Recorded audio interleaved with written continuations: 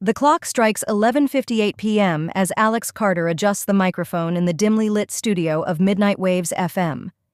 The small, independent radio station is notorious for its late-night talk shows on local legends, urban myths, and unsolved mysteries. Outside, a storm rages, wind rattling the thin studio windows, and lightning occasionally illuminating the equipment. Alex, a voice of calm cynicism, wraps up a segment on ghost stories. "Whether you believe in the paranormal or not," they say, their voice smooth yet detached, "what we fear most is often what we don't understand. And speaking of fear, don't forget to lock your doors tonight." Alex chuckles, flipping the switch to cue up a song. The soft hum of silence follows. But as Alex leans back in their chair, static hisses from the speakers, cutting into the music. At first it's faint, almost like an accidental interference. Then a whisper emerges from the noise. The crow lands at midnight, 42 degrees north, 89 degrees west. Alex freezes. Their hand hovers over the control panel. "What the hell?" they mutter. When the static abruptly ends, the room feels heavier. Dismissing it as a glitch, Alex notes the coordinates out of curiosity. Hours later, the police scanner blares a chilling announcement. A body has been discovered at the exact location. The static returns. The following night, Alex hesitates before starting the broadcast. The previous evening's event gnaws at their rationality, but they chalk it up to coincidence. As the show begins, Alex recounts local hauntings, trying to ignore the creeping unease. But at exactly midnight, the static returns. Louder this time. "A clock strikes 12. Elm Street. Blood will spill." Panicking, Alex scribbles the details down and calls the police anonymously. Their heart races as they wait for confirmation. 30 minutes later, the police report a violent attack on Elm Street. A woman is critically injured. Now, Alex can't deny the connection. The pattern emerges. For the next week, the static grows more frequent.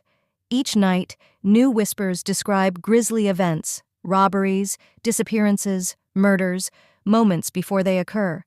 Alex becomes obsessed, covering the walls of their apartment with maps, notes, and timelines. They contact the authorities repeatedly, but their warnings always come too late. Worse, Alex begins hearing the whispers outside the station, in the hum of their refrigerator, the hiss of the shower, even the wind. The static is following them. The investigation. Desperate for answers, Alex digs into the history of Midnight Waves FM.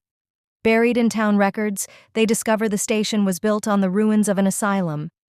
Decades ago, the asylum's patients were subjected to unethical experiments involving sound waves designed to treat mental illness. The experiments instead caused horrific side effects: paranoia, hallucinations, and mass suicides. The asylum burned down in a mysterious fire, but rumors persist that the experiments awakened something unnatural, a malevolent force that feeds on sound and fear. The entity's warning. Back in the studio, Alex confronts the static during a live broadcast. "What are you? Why are you doing this?" Alex demands, their voice trembling. The static roars in response, deafening and unnatural. A shadowy figure begins to coalesce on the studio monitor, its form flickering like broken TV signals. "I am the echo," it growls. "I speak where you listen. You cannot stop me. Only obey." Alex recoils in horror. The final broadcast. Alex realizes the only way to fight back is to destroy the station. They hatch a plan to overload the transmitter, disrupting the entity's ability to use the radio waves. During the next broadcast, as the static grows louder and the whispers turn into screams, Alex prepares to throw the switch, but the entity senses the betrayal. Equipment begins sparking and failing. The lights flicker, plunging the studio into a strobe-like chaos. The figure materializes fully, a grotesque humanoid form of static and shadows, its hollow eyes staring at Alex. "You think you can escape me?" the entity snarls. With a scream, Alex pulls the lever. A deafening explosion of light and sound consumes the studio. Epilogue days later, the town mourns the loss of Alex Carter. The station remains off-air, its equipment destroyed in the mysterious accident. but whispers persist that the station's frequency still lingers, faintly detectable by old radios at night. One evening, a teenager tuning their father's vintage radio hears a familiar voice amidst the static. "The crow lands at midnight.